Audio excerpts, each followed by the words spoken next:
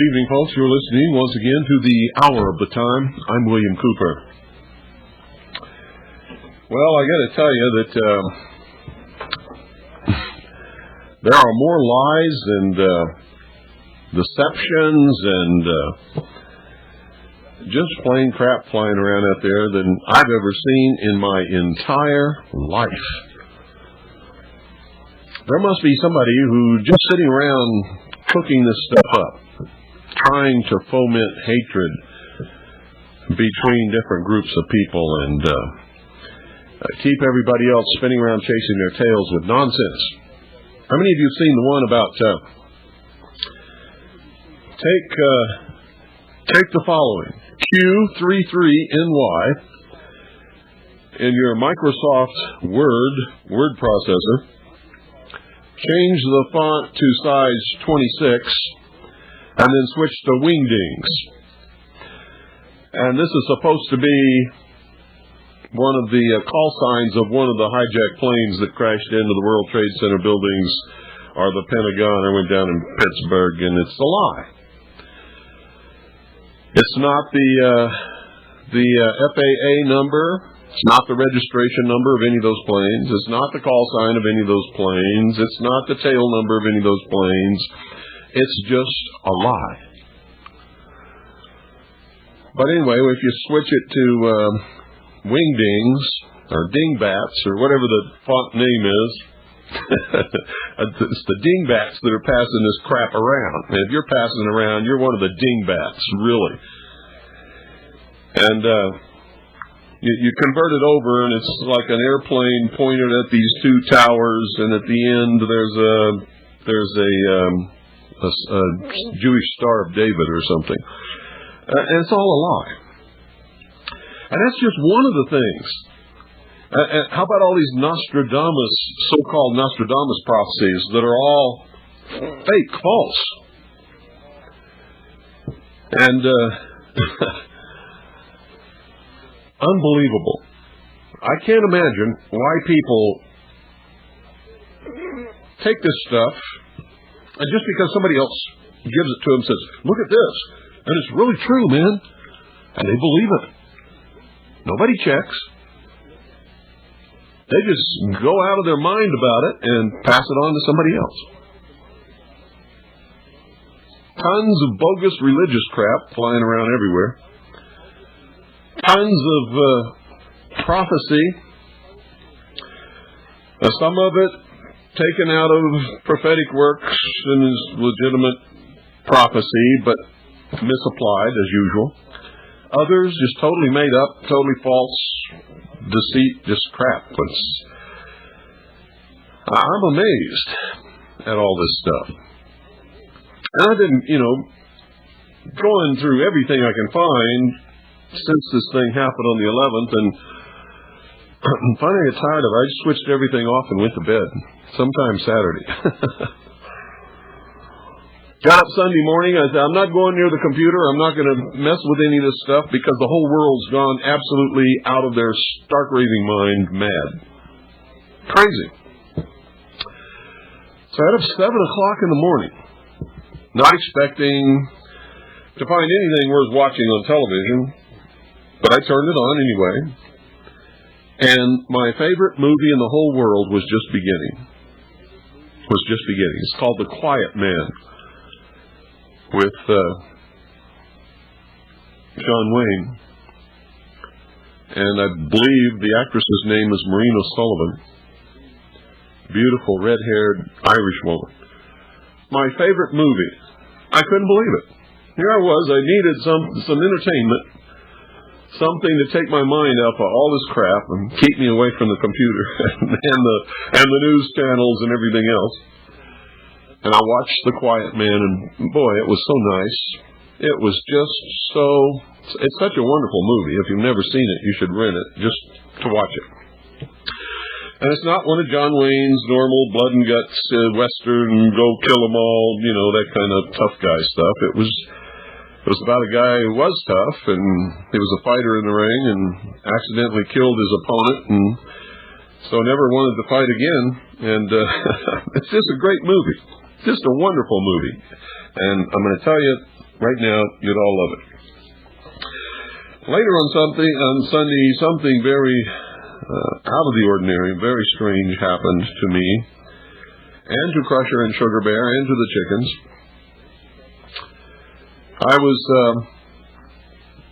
cooking in the kitchen, and the oven door slipped out of my hands and dropped straight down, and it sprung the hinge part of the door, and so I needed my big rubber mallet to fix it. And it was in the trunk of the car, and I went out to open the trunk of the car and fishing around. I got the mallet, and I stood up, and I looked over. It's just a natural thing. It's the way I was facing. I looked over where Crusher was, and the strangest thing happened. And I'm really still pretty not bothered, not perturbed, but kind of weirded out by this. There was a very large puma, mountain lion, walking right across the driveway, right in front of Crusher, who was lying down beside the 58 Chevy, and actually behind the 58 Chevy.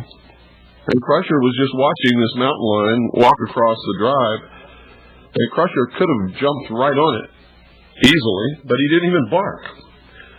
He didn't bark at this big cat. He didn't show the slightest signs of being disturbed at all. It was like they knew each other. And the cat kept walking across the yard right straight toward me. And Sugar Bear just lay there and watched it. Didn't bark, nothing. The chickens, which normally if just a house cat comes around, they go running for the protection of the dogs. They just kept pecking around the yard like nothing was going on. And I had this strange feeling like something really out of the ordinary was happening, and of course it was. And I didn't know what to do. I was wearing my .45 automatic, and I know that mountain lions are terribly dangerous, but they very seldom ever attack humans. This one was not skinny. He looked healthy, and his coat looked healthy. And he walked right over to me, sat down in front of me. I had my right hand up on the trunk lid. I was ready to close it when I stood up. And in the left hand, I had my mallet. On my right hip, I had my .45 automatic. And going through my mind is, should I shoot this thing, or should I, wait until it attacks me, or what? What do I do? I mean, I've never seen anything like this in my life. And this cat was purring, this real deep-throated purr, like cats do. Oh, it was real loud. It sat there and looked me right in the face for just a few seconds. And then it got up and just walked away toward the south and went down the hill. And there's a couple of houses down there. One of them's vacant. And I was just absolutely amazed. I'm still amazed, folks. I don't know really what happened there or what it all means. But mountain lions are not rare in this part of the country. They're all over these mountains. They very rarely come into town or in populated areas. In fact, I don't know of any ever doing that at all around here. Every once in a while, an elk will come into town and walk down Main Street, and usually leaves town followed by a whole trail of pickup trucks. The guys that don't know how to really hunt, that's the only way they can get an elk sometimes. And a couple of winters ago, about 3 or 4 winters ago, a cow elk came up here and camped out in the backyard and stayed there all winter. We had our own cow elk in our backyard, and I had to go down to the feed store and buy stuff to feed it because there wasn't anything for it to eat. I don't know where she came from or why she decided to stay in my backyard. But we had to keep it secret because there are some people that don't have much honor, folks, and they would have shot it. So she stayed in our backyard the whole winter. I mean, strange things happen occasionally around here involving animals. And, of course, I told you about the night that the dogs were just going absolute crazy, and I went out and opened the front door and shined the light out, and there was this thing I'd never seen before. I've since come to learn that it's a South American or Central American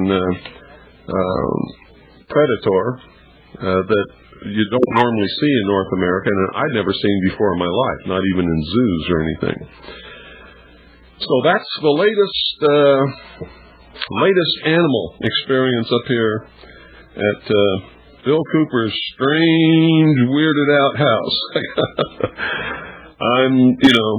If anybody's got any explanation for that, I'd sure like to know what it was.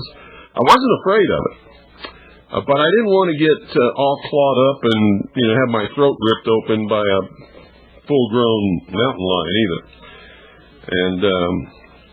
But I had this strange feeling that if I let go of that trunk lid and reached for my .45, it would have been the wrong thing to do. So I didn't do anything. I just stood still, and it just got up and walked away. Really, really strange.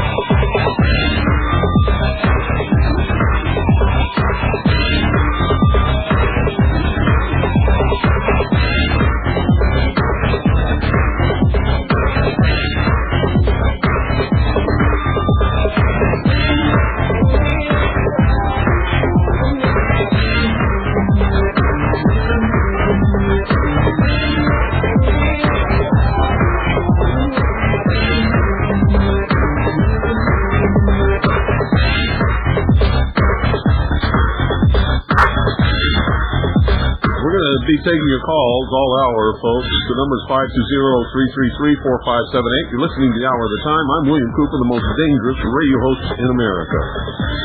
Good evening. You're on the air. Hello, Mr. Cooper. This is Marie from Colorado. Hi. And you wanted someone to call if they had an explanation, and this is my explanation. It makes sense to me. That's your guardian angel.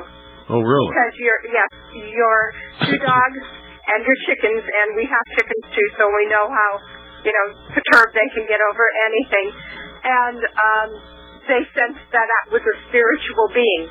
So they knew, in the sense that animals know things sometimes better than we know things, that's your guardian angel. And, I'm Catholic, and in the lives of the saints, St. John Bosco had a gray wolf as his guardian angel. And that gray wolf would come and materialize and come to his protection whenever he was in need of protection, like from assassins or robbers or anything else traveling around. And my theory is that, and I think it's a good one, that's your guardian angel. Well, I certainly hope you're right. I really do hope that you're right about that. Oh, I left another incident out too. The ravens. Crusher plays with these ravens who fly around up here, and they'll come and strut up and down just out of reach of his chain so he can't get to them, and they tease him, and as a reward for him playing with them and playing their game, they'll go out and they'll find bones and they'll come back and drop them for Crusher to eat. Wow. Isn't that strange? I've told that story before on the air, and it's still going on. It still happens. Wow, that's something. Yeah. But just the fact that, you saw your favorite John Wayne movie, and it's just that I think that God holds you in the palm of his hand. Oh, boy. Well, I certainly hope that that's true. Okay, well, you have a good evening, and God bless you. Thank you very much. Thank you for calling. You're welcome. Bye-bye. 520-333-4578 is the number. I know that somebody was taking care of me in Vietnam, I'll tell you that right now. That's a fact. I could feel it. And I had premonitions and knowledge of things on that river that nobody else had. I always knew when we were going to be attacked, when my boat was going to be hit. And I knew from exactly the place where the ambush would occur. And because of that, I was able to not get me or any of my crew members killed, and I was very thankful about that. Good evening. You're on the air. Bill. Yeah. Calling from New York. A couple of things I'd like to mention and get your feedback on it. Clinton's speech, or not Clinton's speech, but... you got your radio on? Yeah. Turn it off. Okay. How many times do I have to say that? Right. Okay, it's off. Okay. Go ahead. The speechwriters, his speech, that was all done by speechwriters. Presidential speeches always are, or usually always are. Some presidents will sit down and write their own, but not many. Yeah. Did you get any feedback at all on the altitude of the plane in Pennsylvania that it was flying at when it was shot down? No. Okay. I heard callers in mention about seeing Hillary during the president's speech, and I didn't see her smirk, but I seen her and Schumer look at each other. Oh, they were both had this big old grin and smirk on their face. It was pathetic. To me, it looked like Hillary had a corn cob up her butt. Well, maybe she did, but there was different networks there, all taking different pictures. Different angles. So it depends on who you were watching as to what you saw. Right. Last question is on all the stuff in the media about Afghanistan and how they're playing it up and everything's focused in on that. I wonder if there's a possibility for your comment on diversion for a Middle East Iraq invasion, because everybody's playing up to Afghanistan and there's nothing there, and I don't know what they plan on hitting, but nothing's being said about Iraq. You think there's a possibility there? There are lots of stuff being said about Iraq. I don't know what you're paying attention to, but I see it everywhere. Oh, okay. I'm not watching the right thing then. I don't know what you're watching, but there's stuff about Iraq everywhere. Do you think they're going to hit? I don't know what they're going to hit. They're not telling me their plans. Well, no, of course not. And usually with my contacts in government, I can find out a lot of stuff. But I'll tell you what, they got all the holes plugged on this one. So that tells me something when they're really QT on it. Well, I don't know what it says. Actually, I think that this is a big scam. Yeah. If they really wanted to hit somebody, they wouldn't have spent, we're going on 2 weeks now?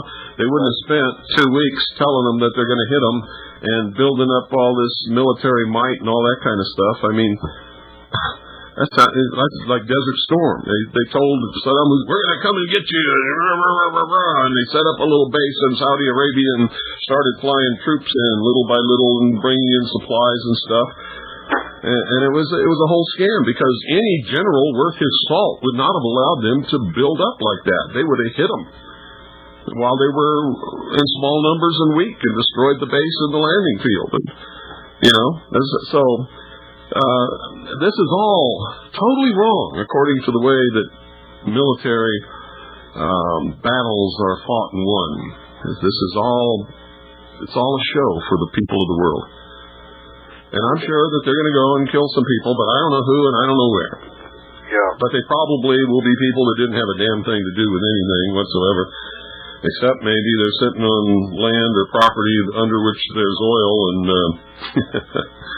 I don't know. Have you heard anything about submarines at all?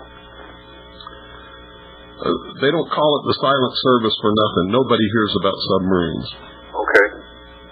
I was in the submarine service, and I'm telling you right now, nobody ever hears anything about submarines. The only thing you'll hear is, if you live near a sub base, you'll hear about a deployment, but you won't know where it's going or when it's coming back. You were, am I correct in saying you were in the Navy and the Air Force at some high level? What do you mean high level? I was in the Air Force in the Strategic Air Command as an aircraft and missile hydraulic technician. I worked on B-52 bombers, KC-135 refueling aircraft and Minuteman missiles. In the Navy, I was a petty officer, quartermaster. I was a patrol boat captain in Vietnam. My specialty was navigation, and my secondary NEC was internal security specialist. I was attached to the Office of Naval Intelligence. I served on the briefing team for Admiral Clary at SINCPAC Fleet. I occupied a lot of very sensitive and important positions and learned an awful lot. Why are you still around with your divulging things on shortwave? Why haven't you been taken care of? Well, that should be common sense.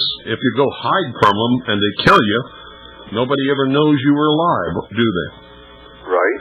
I've stayed alive by staying firmly in the public eye. If anything happens to me, everybody will know who did it and why, and it'll verify everything I've ever told them. Okay. You think they want that to happen? Not hardly. No. But how about Ron Brown? What about Ron Brown? Well, they did him in. How do you know they did him in?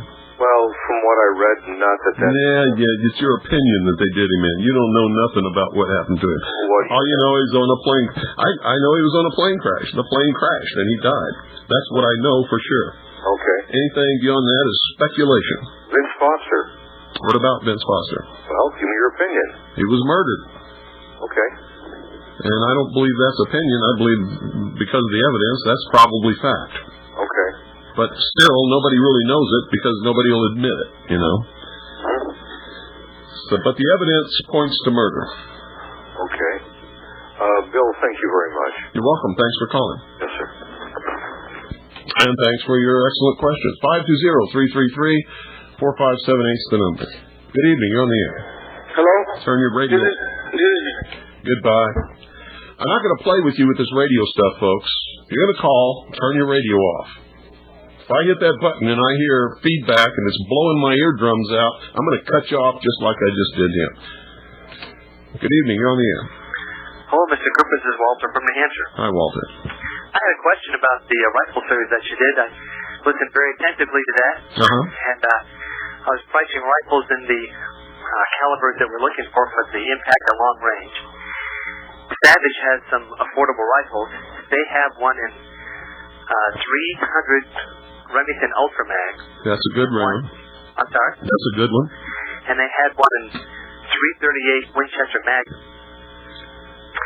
And what I found from studying through ballistic tables that I had in the Sierra reloading manual is that from 0 to 1,000 yards, they have approximately the same energy and possibly a little bit more in the favor of the 338 Winchester Magnum. Yeah. The difference is that you have quite a bit more drop because you're moving the bullet about 300 feet per second slower with the 300 Win Mag because it's a heavier projectile. Yeah. Now, essentially with the energy at muzzle and at 1,000 yards being nearly equal, would you... I'd go for, if I could afford it, all other things being equal, I'd go for the 338. Yeah, they're the same price. 338 Ultramag, 338 Winchester Magnum, 338. If you really want a super long-range flat-shooting rifle, the 338, 378 probably beats them all. But it's a barrel burner too. And it's a really expensive gun. Yeah. And the ammo is about $95 a box from Weatherby. Not anymore, because you don't have to buy weather. You can get brass and reload your own. That's been around long enough that there's enough market for that now, huh? Oh yeah, 338, 378 has been around for a while. It's not new. The new calibers are the Remington Ultramags. Right. And from what I understand, nobody so far is having any trouble finding brass for them. The Ultramags, I guess, are chambered in more in a greater variety of rifles. Yes. And the ammunition is more available. Yes. And it's more affordable. Yes. But I guess the 338 Remington Ultramag comes as close as you can get to the 338, 378 Weatherby without the great expense. Yeah. Yep. And 338 is a flatter shooter than almost anything else except for my but my rifle is a custom rifle. Right. You'll never find it anywhere. I built it from, scratch. Yeah. With the help of a good gunsmith. Now, does the sectional density of the larger caliber, say the 338 over the 300, have a greater impact, even though on paper the energies are about the same between like the 300 Ultramag and the 338 Win Mag? The energy is a function of the weight of the bullet. And so if you're comparing two bullets of the same weight, right, the downrange velocity, or excuse me, the downrange energy is going to be approximately the same, unless the velocity varies significantly. Right. But it's sort of in a comparison between those two, and the reason I picked those two in particular because you can get the Savage in the stainless steel with a 26-inch barrel and a muzzle brake that you can turn on and off that the company claims reduces kick by 30%. Yeah. They only have it in the 300 Ultra Mag and the 338 Win Mag. So it's sort of like you can shoot the 200 grain bullet out of the 300 Win Mag about 300 feet per second faster than you can the 250 grain bullet out of the 338 Win Mag. Yeah, and that makes a lot of difference downrange. But because the 338 is heavier, at the other end, you've got a little bit more energy even than the 180 grain, or 200 grain, of the 300 Ultra Mag. Yeah. So what you get is a lighter bullet going faster at 1,000 yards, or a slightly heavier bullet going a little slower at the end of 1,000 yards with a 338 Mag. Uh-huh. So I was wondering if you got it off with a slightly slower bullet that's heavier and has a larger sectional density than you would a lighter bullet going faster. Well, you have to. What you want for long range shooting is the flattest trajectory you can find. Okay. Which means high velocity. Right. And you want something that's going to deliver a lot of energy at the target, or you're wasting your time. You see, there's all these guys that practice what they call bench rest shooting. Right. And their goal is to, hit the target at 1,000 yards and have these little half-inch groups. And they're shooting 6mm PPC. The problem with that is they're shooting these little, 100 grain bullets and stuff like that. When it gets there, it'll poke a hole in the paper of the target, and it's got a flat trajectory, and it's moving at a high velocity. But whether or not it would kill a man is, anybody's guess. It certainly would not penetrate any kind of body armor or thick protective clothing or anything like that. Right. So you have to trade off on these. They're getting extreme accuracy. You're not going to get that extreme accuracy, but you'll be able to hit your target if you have a good rifle and you're a good marksman. And if you can put as much velocity as you can behind the heaviest bullet that you can, not going, if you go too heavy, then you're defeating your whole purpose. Right. In order to get it there with a flat trajectory so that you can hit your target where you want to hit your target and deliver enough energy to do the damage that you need to do. Otherwise, you're wasting your time taking the shot. Now, if the energy was going to be equal in these two rounds that I mentioned between the 300 Ultra Mag and the 338 Win Mag, if the energy was equal at the other end because of the slightly lighter weight bullet, I'd still take the 338 because it's a flatter trajectory. I see. I had one last thing. Oh, you mentioned about barrel erosion or something, I think you just said. Is there the big magnums will, especially if you're shooting boat tail bullets with a high ballistic coefficient, will erode the throat of your barrel, which is the point just in front of the chamber.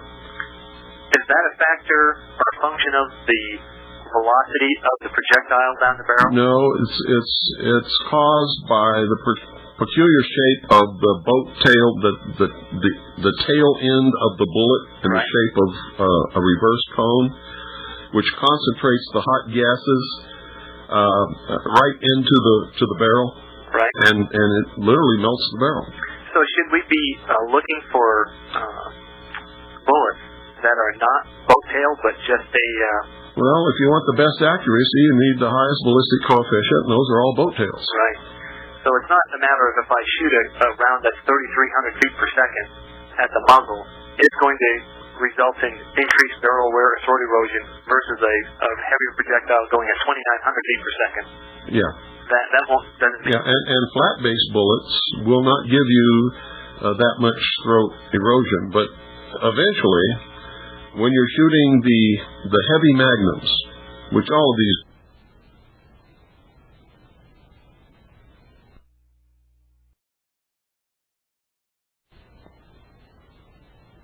will cause throat erosion, even if you are shooting flat-based bullets. But you won't get as much with a flat-based bullet as you will with a boat tail.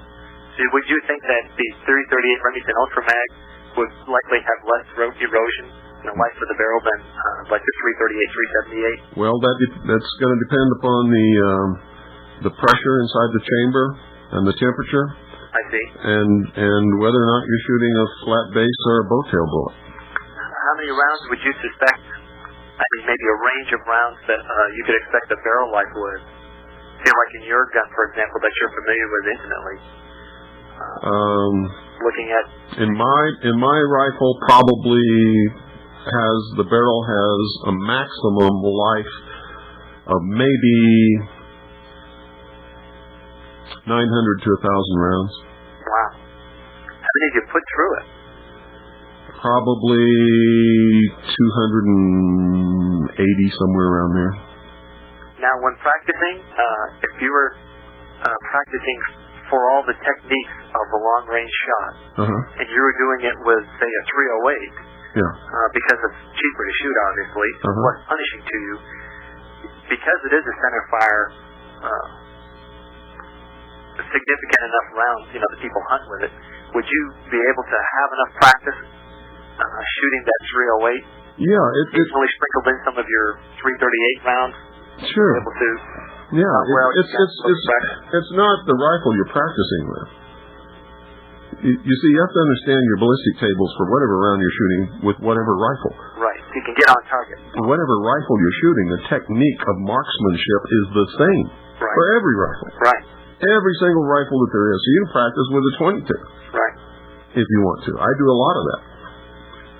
I practice with 22. I practice with my 30-06. I practice with the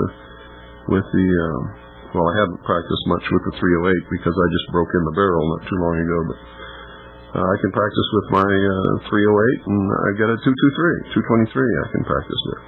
But I do a lot of practice with my 22. Marksmanship is the same no matter what rifle you're firing. Right. The only thing that you have to watch out for is that you're not afraid of recoil. If you're afraid of recoil and you're practicing with a 22 and then you go shoot with a rifle that's got a recoil and you start flinching, you're never going to hit a target at long range. You may not even hit a target at close range. Right. So you can get a lot of practice in with your 22. Yeah. Some practice in with the 308 so that you're accustomed to the bigger bang and the more recoil. Well, believe it or not, the highest recoil rifle that I've got is my 30-06. And that's it's a Belgian Browning BAR. Automatic? Well, it's a semi-automatic. Semi-automatic, that's what I mean. But it's the same mechanism as the BAR. Yeah. In fact, it's called the BAR. Yeah. So then you would occasionally sprinkle in some of it with your long-range rifle to get it dialed in and to know where that gun's going to shoot. Absolutely. Put your heavy practice on the less expensive. Yeah, but once I work out my reloading regimen and I'm using cases that all weigh exactly the same and are exactly the same length. All the bullets weigh exactly the same and are the same kind of bullet always. Exactly the same powder charge all the time and exactly the same primers. Once I've got that worked out and I've worked out my ballistic tables, all I have to do is remember the hold over or hold under for the different ranges all the way out to where I have my rifle zeroed, and then beyond that during the drop. Because it's going to be above the line of sight from maybe about 50 or 75 yards out to where it's zeroed, and then below that it's all going to be dropped. Right, I recall your rifle series. Just a couple times. And if you're shooting at something that you know the height of, as I explained in my shooting series, you don't have to aim at a particular part of the body. You aim for a spot where you know that whether the bullet rises or drops, it's going to hit your target. And whether it's going to rise or drop is based upon the range. And if it's before your zero, you always hold low. And if it's after your zero, you hold high. And I explain that in the shooting series. And if you listen to it, you know how that works. Yeah, exactly. And it works every time. You'll never miss your target unless you're totally ignorant on wind. If you're shooting big, heavy bullets like I shoot, wind is, unless it's blowing, more than the normal is not much of a factor. If I recall, you had 300 grain. Yeah, I used 300 grain Spitzer boat tails. Now, when you actually, the soft point boat tails. Now, when you put the tungsten quarter-inch rod in the end, did you reweigh your bullets so that you could? No, I weigh the tungsten. Because you drilled out some. I drill out exactly the same amount in each bullet. Yeah. Everything I do is to the exact same standard. So when you, after the tungsten rod was in there, the bullet ended up weighing 300 grains. Yeah. When you were done. Yeah. I see. And those would be like 1/8-inch diameter, quarter-inch long, or the tungsten. It doesn't matter what you use, as long as you use the same thing all the time. You adapt it for your own personal. You may not be able to get what I can get. Right. Well, I can't tell you. I very much appreciate it. I'm a little nervous, so stumbling here a little.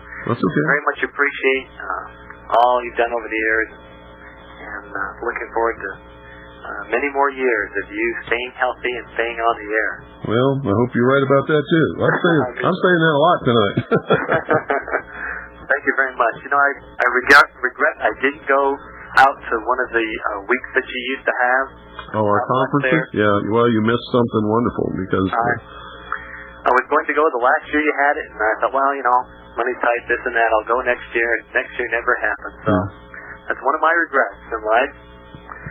So, well, thank you very much. I appreciate your time. You're welcome. Thanks for calling. Take care. 520-333-457. I love to talk about shooting. Good evening. You're on the air. Yeah. Hi, Bill. Todd in Minneapolis. I haven't talked to you for a long time, many years, as a matter of fact. I'd just like to say, though, that you hit this one dead on the head, didn't you? Oh, you heard my predictions way back when, huh? Way back, yeah. I was a somewhat regular caller, or occasional caller in the early 90s or mid-90s, and yeah, you nailed this one right. I haven't had a working radio for a while, so this is the first time I've been able to hear you for quite some time. But you said right down to the T. Yep. This is how it would happen. Yep. This is what people would, gladly wave their flag, but throw their rights up in the air right along with. Yeah, they're amazing. They're waving the flag, which represents all these principles and ideals. See, our country is not, was never meant to be defined as an amount of land surrounded by borders. Our country is principles and ideals enshrined within a document that protects us from government and recognizes creator-endowed rights. And these people wave the flag, which stands for all of that, while they're giving all of that away, thinking that they're being very patriotic, and in truth, they're being very stupid, ignorant, and are doing more damage than an invading army could ever do, because no invading army could ever survive invading this country, and could never beat this country. And it's like the founding fathers said: if anybody ever destroys this country, it will be the American people who do it. Yeah. Well, and here it comes. Yep. Thanks. You're welcome. Bye. Thanks for calling. God bless you too. You too. 520-333-4578 is the number. Good evening. You're on the air. Hello? Hello. Yes, I'd like to apologize to you, Bill, for not shutting my radio off. I love your show.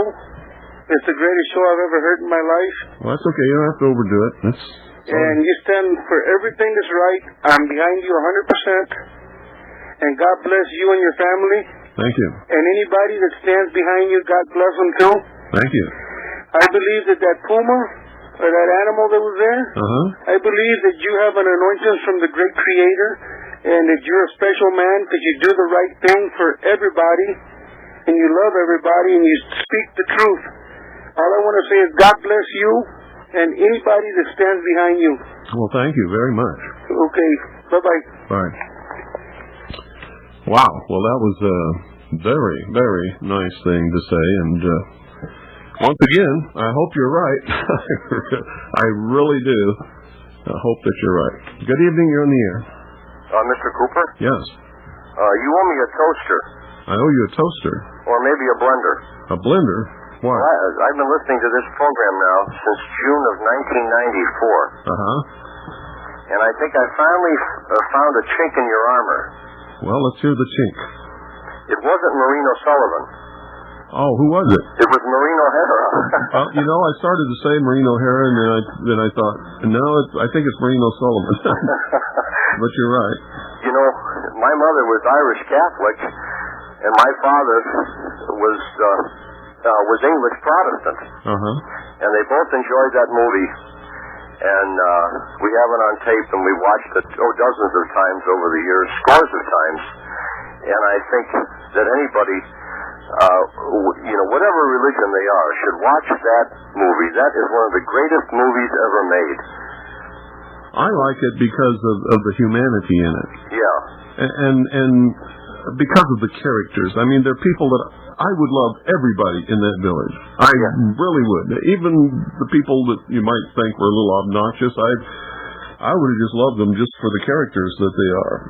It's a movie that has just a bottomless well of humanity, and that's why I like movies about people. Yeah, it's a great movie, and it's all about, not to sound corny, but it's about brotherhood. And that's what it's about. You know, whatever. That's my 2 cents, sir. Okay. Thanks. Thank you. Yeah, I just love that movie. I can't say enough about it. It's just a wonderful movie. It's about people and their foibles and their little faults and their goodness and their failings and their triumphs and it's about men and women, and it's about trying to find happiness, and it's hard for everybody, but they somehow manage to do it. Good evening, you're on the air. Hello? Goodbye. I warned you. If I hear that feedback, you're gone. 520-333-4578 is the number. And we're taking your calls for the rest of the hour. You're listening to the Hour of the Time. I'm William Cooper, the most dangerous radio host in America. And now you know why. Good evening, you're on the air. Yeah, I made it. First, I have a couple things I want to ask you about. But first, I guess I should mention, I think it was Thursday, I was listening to your program. I don't know what was going on. I was trying to, just because I was out in the car listening to you on my portable shortwave, I was trying to reach you on the payphone, and it wouldn't go through, and I dialed the operator, and she confirmed that, yes, it was a working number, but she couldn't do anything about it with me using quarters. That would have to be a collect phone call or a credit card. Is there a point to this story? I think we all know how to use payphones. Right. She couldn't help me with the quarters, only if it was collect call or using a credit card. But she says I couldn't just use the quarters to dial the phone number. What's that got to do with the broadcast? Have you got something to say? Yeah, I just thought that was very peculiar. But anyway, I was wondering, I heard this on another radio program. I was wondering if you had any perspective on it about the late Sonny Bono. It was mentioned that he was actually murdered because of him doing his independent research about the Waco, Texas massacre. Sonny Bono hit a tree skiing on a mountain. Oh, okay. Yeah, someone said different, like I said, and also remember you were mentioning a while ago that if it didn't work about taking America's guns away, that the city of New York would be bombed to get people to beg for the New World Order or United Nations taken over. Yeah. And I hope that doesn't. I guess this isn't actually it yet, is it? Well, it sure is. Or maybe just the start of it. I see. Well, if it still doesn't work, the next step is an atomic weapon. I certainly hope not. And that's their ace in the hole. If they still can't get the American people under control and get the guns out of their hands so they can have their one world totalitarian socialist government that will eventually become communist, they'll detonate an atomic weapon in an American city, and the whole world will bow down and stuck on their you-know-what. Yes, terrible. I pray that never happens. Also, I was wondering about, I find it quite bizarre what that's mentioned with the China was mentioned having a 200 million standing army, and how it says in like the Bible book of Revelation. No, we don't get into that. No, we don't get into that. No, I'm seeing the Bible. I want to just mention I don't think that would ever happen, because if that were to happen, that would give a lot of people to believe that the what's saying in the book of Revelation about this. We don't get into this stuff. Okay? You want religion? Go to church. Right. No, I'm not preaching any religion. I'm just saying. I know what you're saying. We don't get into that, because the next call will be somebody else that disagrees with you because of their religion. You understand? Oh, yeah. And that's how you totally ruin a broadcast, is getting into this stuff, because everybody out there's got a different belief and a different idea and a different dogma, and they all get upset. Okay, and then a bunch of other people get. Yeah, I get your point. Also, gee, I do have my own. I guess. I thought that was very bizarre, the animal story you mentioned about the beginning of the broadcast. Really? It was extremely bizarre. I'm still a little shook up by it, to tell you the truth. Yeah, my my mother has her out. I know it sounds very, very corny, but my mother has her own weird animal story. In the 60s, it happened before I was born. I think it was 63 or something, and when her brother passed away, and I don't know if it means anything, or if it's just a coincidence, or it means absolutely nothing, or what. But her story is that as soon as she got to the car for her brother's funeral, that a white dove followed her in her car all the way to the funeral. I don't know if that means anything or doesn't mean anything or what, but that's her story. Well, in the symbology, the dove is the symbol of the soul. Yeah, I just think it's very bizarre. Anyway, it's also a symbol of the Holy Spirit in Christianity. Yeah, I just think it's very, very bizarre, something like that. Anyway, I certainly pray for you, even when you're listening to or not listening to, that you come out well, you and your family, to be safe, and hope that everything turns out well, hopefully better than expected. Yeah, well, hope you stay very, very safe, and thank you very much for all of your information throughout these years, and thank you. Thank you for calling. 520-333-4578 is the number. And good evening, you're on the air. Chicken Plucker. Who's next? Good evening, you're on the air. Oh, hi, Mr. Cooper. Hi. Listen, last night I was listening to the Australian radio, and I guess I don't know what time it was from here to there, but they were talking about a raid of illegal stock market buying and selling in Thailand. And it was, briefly, they gave a little bit of the audio from the raid. Maybe you can get some information on it from your friends down under. I don't know why. Oh, well, I thought you were, just for what's going on with the stock market up and down the whole scenario here.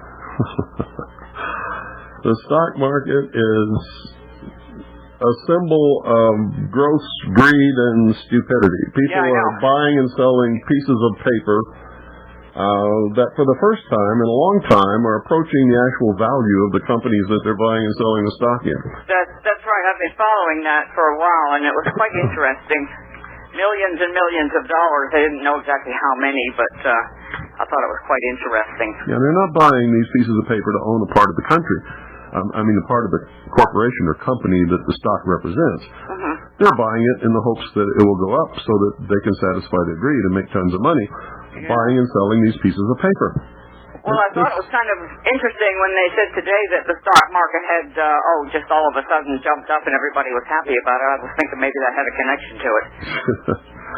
Don't bet on it. Okay. All right. Well, thank you. You're welcome. Bye-bye. That was Virginia. 520-333-4578 is the number. Good evening, you're on the air.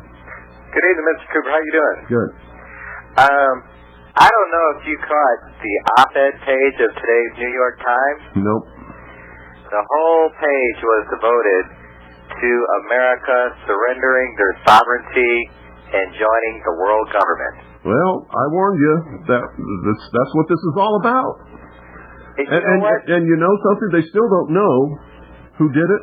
They claim they know who did it. But how can they know who did it when all of the people whose names they have, they're discovering They used aliases and stole other people's identity. And you know what? All these people making these cell phone calls that were on these hijacked planes. They were forced to make them by the hijackers. Yeah, but you know, none of them described what the hijackers looked like. Well, I don't know if that's really true or not because I didn't hear those phone calls. And well, none of them, from what I understand, I'm sure somebody. Well, we don't know that. I mean, you're speculating. You don't know whether they did or not. Yeah, it's just. But I will tell you something stranger even than that.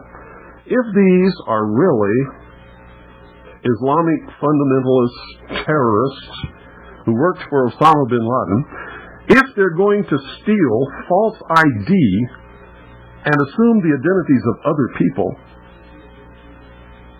why didn't they assume the identities of Jewish people, our Catholics, our Irish Republican Army? What's the point, especially if you're going to die in the crash? I don't know, but I do. It's to make people think you're somebody you're not.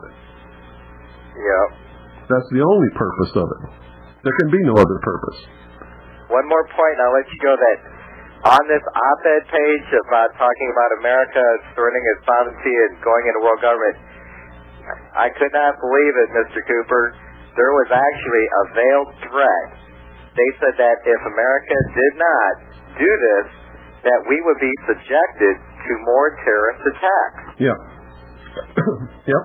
Unbelievable. Well, I don't know what I've been telling you this for years, and I've documented it and proved it with government. It's the policy of the United States government. I'm afraid to really know who is behind these attacks because I don't want to believe the awful, horrible possibility that it was, elements within our own government. Well, let me tell you something. It's not just elements within our own government. They're all around the world. They belong to the highest degrees of all of the brotherhoods and secret societies, and they're collectively known as the Illuminati.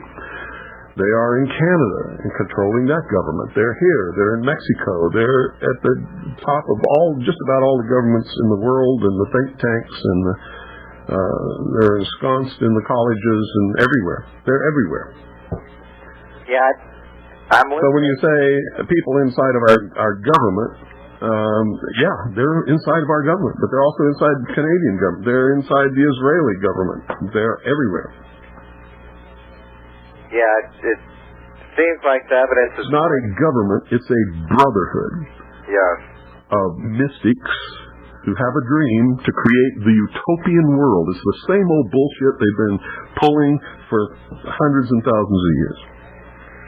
Now, you know that the plan is that the Third World War would start in the Middle East, and out of this World War, they would create their New World Order. Yep. And there will be chaos and civil war in this country, and I'm telling you that will be true also. Do you think that's what we are beginning to see right now? Could be. Certainly could be. God help us all. Well, I think we better learn how to help ourselves, actually. God bless you, Mr. Cooper. Thanks for calling. Yeah, and folks, I got to tell you something. I'm the only one in the entire world that's been consistently right all the time about everything that I've told you. Not because God whispers in my ear, not because I can see in some crystal ball, not because I'm psychic, not because I can read people's minds, but because I've done so much research and I've studied this group. I have pinned them down, I've identified them, I know what their plans are, everything. And if I didn't, how could I be so consistently right? And if I am so consistently right, and you all know I am, how come nobody listens to me? They listen to all these other people who claim to be psychics and stuff, and they claim they have this record and that record for accuracy and stuff. None of them even come close to me. You'd think people would be beating down my door wanting to know what's going to happen next. Well, I know what's going to happen next. And if you keep listening to this broadcast, I'll tell you. Good evening, you're on the air. Hi, Bill. Joe from Boston. Hi, Joe. Got in touch with the bookstore, and a Fortunate Son, they said it was blacklisted, and I found that where I can get a copy from, hard copy, $180, and they have the revised version. Someone said don't buy that because they cut certain things out.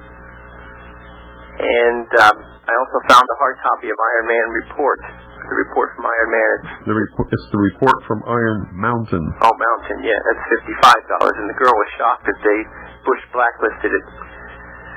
Well, that just shows you. And my other question was two things before we go. Do you... Wait, you were talking to somebody in a bookstore and they actually said Bush blacklisted these books? Yes. Doesn't surprise me a bit. Cambodian girl. Yeah. And two things. Before I go, you've got to hurry up because we're out of time. The TV had a poll on, would you give up your rights to stop this terrorism? Yes. And do you think our government had a hand in staging this? I've heard stories. I kind of feel the way you do. I feel that they may have. Or they almost, I feel they have. I don't know for what reason, maybe just change the world to one world government. But I'd like your comment on that. I'll listen on the air. I've already told you about it. I've been telling you about that for years. You know my comment. Well, I guess that you're right then. Okay, take care. Bye-bye. Thanks for calling. That's it, folks. Good night. God bless each and every single one of you. Good night, Andy Kuhn Allison. I love you.